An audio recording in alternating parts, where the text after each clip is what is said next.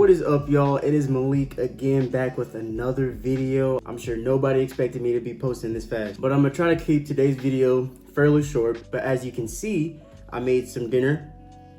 It's my favorite. That's so good. Yeah.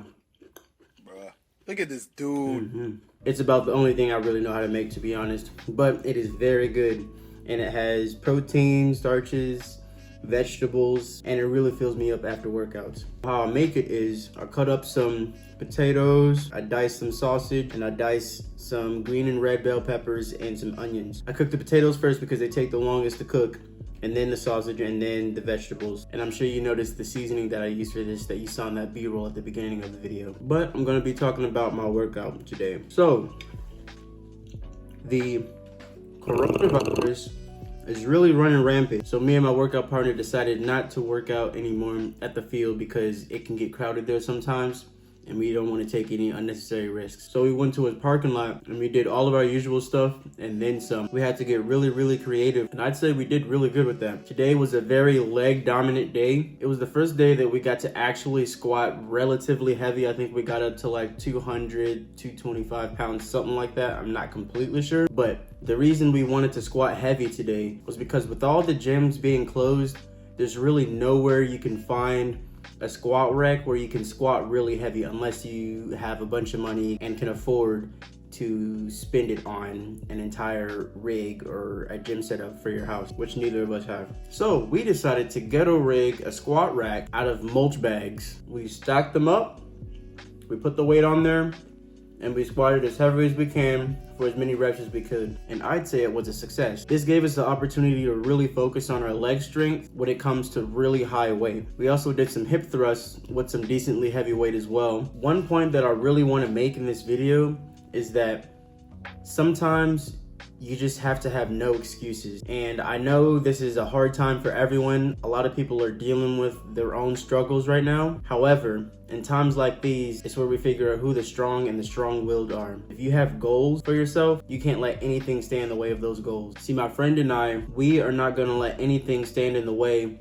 of us getting into better shape, in the shape that we want, because it's something that we're passionate about and it's something that we're serious about. So we make do with whatever we have. It doesn't matter if that's just a couple dumbbells and some kettlebells. It doesn't matter if that's the bags of mulch. We're going to make the best of it, which I encourage all of you to do when it comes to fitness and just everyday life. But anyways, we use these bags of mulch for squatting, for hip thrusts, and we cycled the hip thrusts with some bodyweight air squats. So that's pretty much what makes up my main workout for the day. However, I did work on some gymnastics earlier today. I found out about this gymnastics movement called the handstand press up. You can see it on screen right here. Yes, this is a very difficult movement, and the people that you're watching do it right now make it look like it's a walk in the park. I assure you it is not. So I spent about an hour stretching and warming up, doing all of the progressions for it, and let me tell you, it did not go as planned. I ended up getting like a jumping handstand press up, but even that was very difficult for me. So I guess I just found a new movement that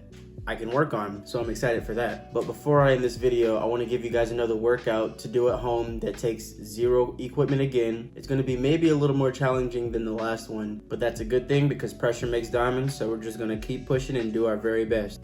Alright, so for the workout, I have it on screen right here. So first, you're going to want to stretch, just like before the workout in the last video. And again, you do not want to hold your stretches for very long before your workouts because it'll hinder your performance. You're going to want to stretch your quads, your hamstrings, your glutes, your triceps, and your core. Now for the warm-up, you can pretty much do as many rounds as you want to, just until you're warm, much like the last warm-up. It's going to be 20 jumping jacks, 5 down-ups, and 10 air squats. This will get your heart racing, it'll get you warm, it'll get your blood flowing for the workout that you have coming up. Now, for workout number 1, very leg dominant, and it's all about keeping your control throughout the entire movement. You're gonna have 20 reverse lunges into step-ups, and I'm gonna have a demonstration on screen showing you how to do that.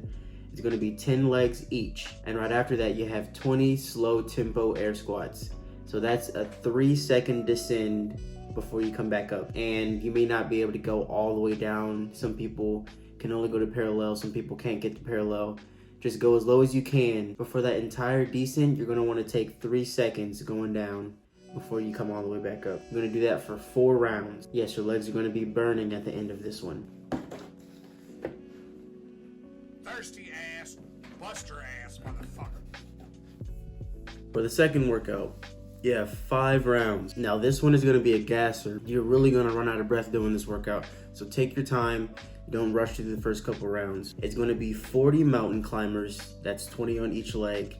Then 10 burpees. Then 20 push-ups, and you want to finish that as fast as possible. This workout is really going to get your heart rate up, and it's going to focus a lot on your cardiovascular endurance. So your lungs are really going to feel it during this workout. And lastly, we'll have our core specific workout. It's going to be 3 rounds, but after you finish your 3 rounds, you're going to do each movement completely to failure and just do as many reps as you can without stopping for each one. That's 15 toe touches, 30 bicycle crunches, 30 side plank hip touches, that's 15 on each side, and then a 1-minute plank hold. So after you do 3 rounds of all of that, you do as many toe reaches as you can, as many bicycle crunches as you can, as many side plank hip touches as you can, and you just hold a plank for as long as you possibly can until you just can't do it anymore. I guarantee after that core workout, you are going to be in a lot of pain, but it's good pain because it means you're going to be improving a lot. Now, after all of these workouts, you're going to want to go back to the same stretches,